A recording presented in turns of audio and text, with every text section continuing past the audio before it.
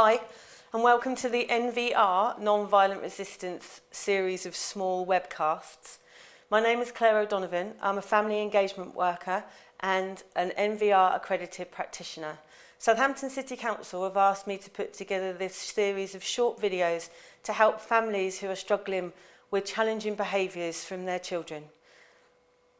This section is to help parents who are struggling maybe with the internet use of your children, the amount of time they spend on it, maybe the games that they play, that kind of thing. What we're trying to do in this section is think about the challenges that you face when you're trying to get them off of online or screen time, whatever you want to call it, and some strategies and how that might be able to help you to understand the process. Okay. So this presentation is taken from a longer presentation in more detail, which was designed by the NVR South Parent Practitioners team. This team of practitioners are parents who have previously gone through the NVR training process, but have also got children that they've had their own challenges with. So they've initially started as doing NVR parent training, which is the courses that are available outside within the other agencies that some of you may be interested in doing. And then they progressed through more training and qualified as practitioners such as myself. They deliver groups around Hampshire and the region as well. And they have a website. So what I've done is I've taken what they've done. So yeah, that's what we've got. One of the things that we want you to start thinking about is that we need to start recognising that this is the world that we're in. The internet isn't going anywhere. As much as I am probably one of the generation that maybe the last generation that remember what life was like before the internet. From now on, it's going to be a part of their everyday lives, almost from the moment they are born. Whether it's us on telephones, taking pictures on our phones, them having screen time through our, tablets, laptops, whatever. Unfortunately, we're not going to be able to do anything about that. We need to be able to see and understand and accept this in our lives and work with it. We have to be able to remember that the world is also magnified and exaggerated and mirrored in so many more ways now. Influences come online for our children constantly. There is no escape. Being able to be mindful of this and use positive phrases and positive strategies to help them recognise that sometimes what we see on the online world is just not real. The internet mirrors and magnifies and makes more visible the good, the bad and the ugly of everyday life. The more education we can provide to our children, the more safe they will be. The role that we play as parents can never be underestimated. To be the person you want your child to be is crucial. If you behave the way you want them to behave.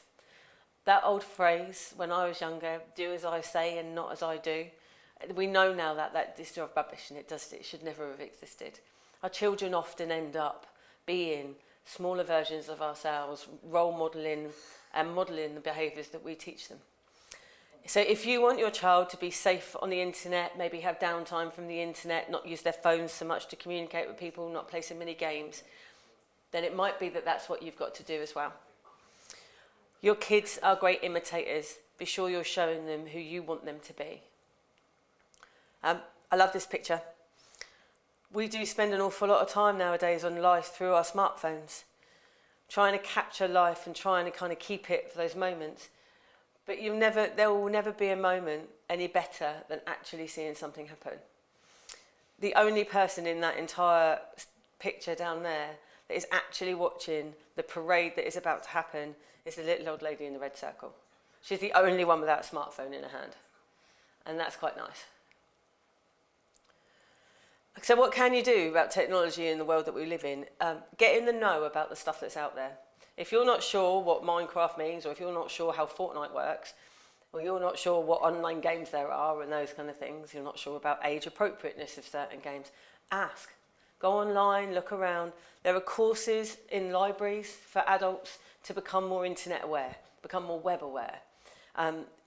There are lots of rumours, there are always lots of myths and rumours about safety online, safety on the internet, certain games that attach to certain rings of offenders, or even, offenders that we wouldn't want our children to come in contact with. There is a clever world out there, and we sometimes just need to make sure that we know, because the more we know, the more we can inform our children and keep them safe. Remove the bad guy from the equation. The internet and screen time needs to stop being our enemy.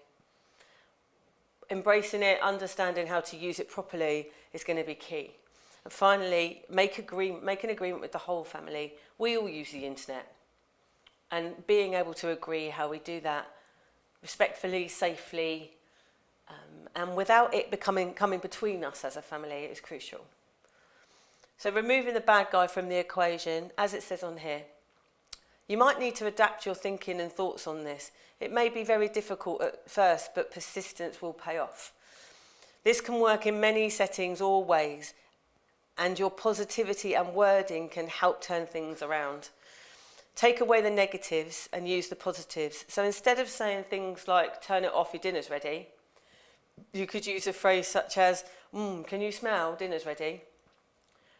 It takes away the bad guy. You could also use phrases like, let's go outside in the sunshine, instead of, you haven't been out of your bedroom for 3 days, come on, we're going out. Or, let's talk face to face, instead of, put your phone down, I'm talking to you. There are different ways to approach the language that we use to try and remove the bad guy. Whatever they're doing on the internet, they're doing it. And the more you make that the enemy, the more they're likely to just distance themselves from you. Making a family agreement. A family agreement is a great way to start a conversation about the whole family. Discuss the safety and the risks of things like exploitation. Age appropriately, obviously. Set tech breaks. So screen time, downtime, agree as a family. Maybe no dinners, maybe no phones at the dinner table, wherever. Maybe it's not, you have a moment where you just come together as a family and all technology is pushed aside. But as parents, you have to be willing to do that too. Be realistic and be prepared to be a role model. Like I say, there's no point setting expectations for your young people that you're not willing to follow yourself.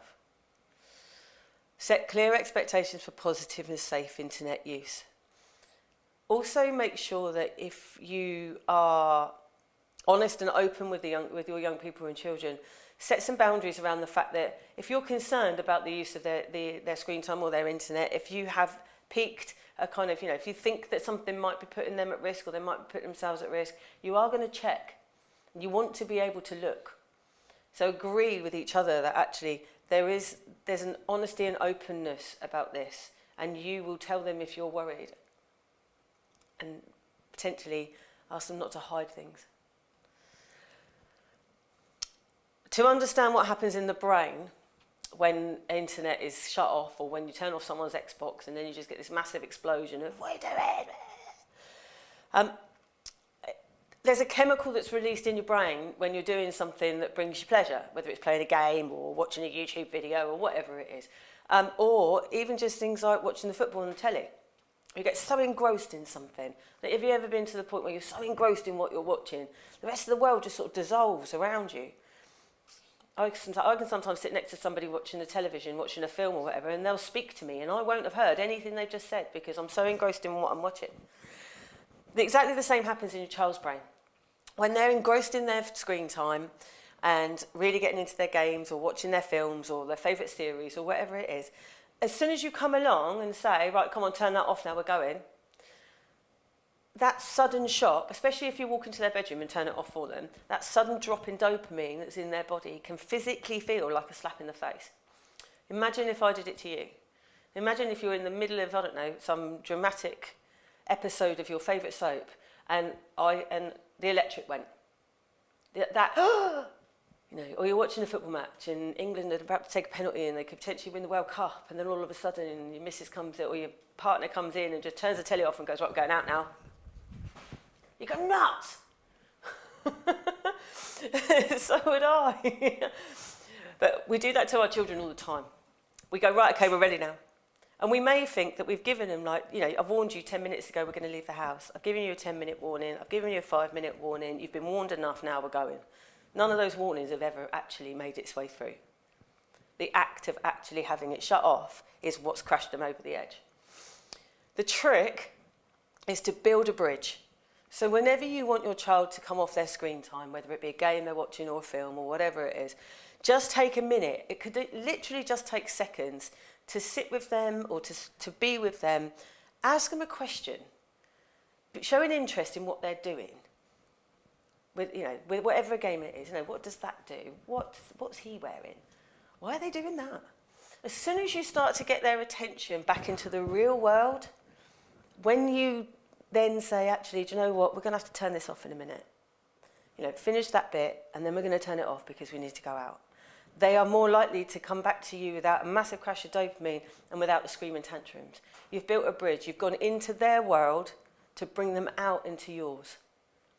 That will help stop that chemical reaction and that instant physical and verbal kind of shock.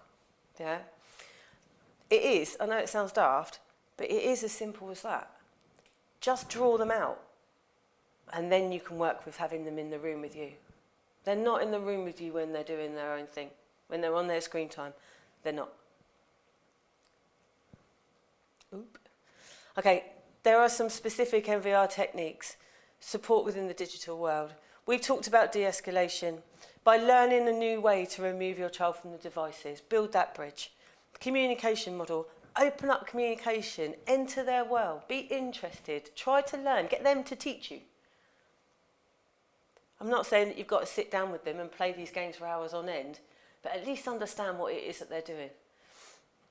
Raise your parental presence by giving your time and showing an interest. It's also part of, it can also be a gesture that you want to spend time with them, you want to be included. Announcements. Share how you will change and respond to the digital world. Tell them that you recognise that actually that's a difficult time for them to just switch off.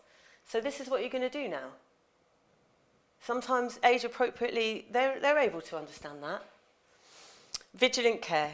Raise the concerns when necessary and know how to keep your children safe on and offline.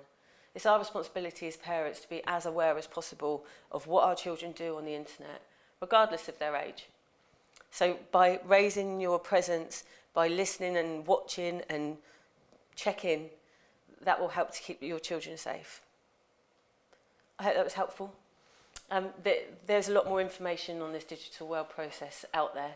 So if you wanted to find out a bit more, then go and have a look. But in the meantime, just build a bridge. Thank you.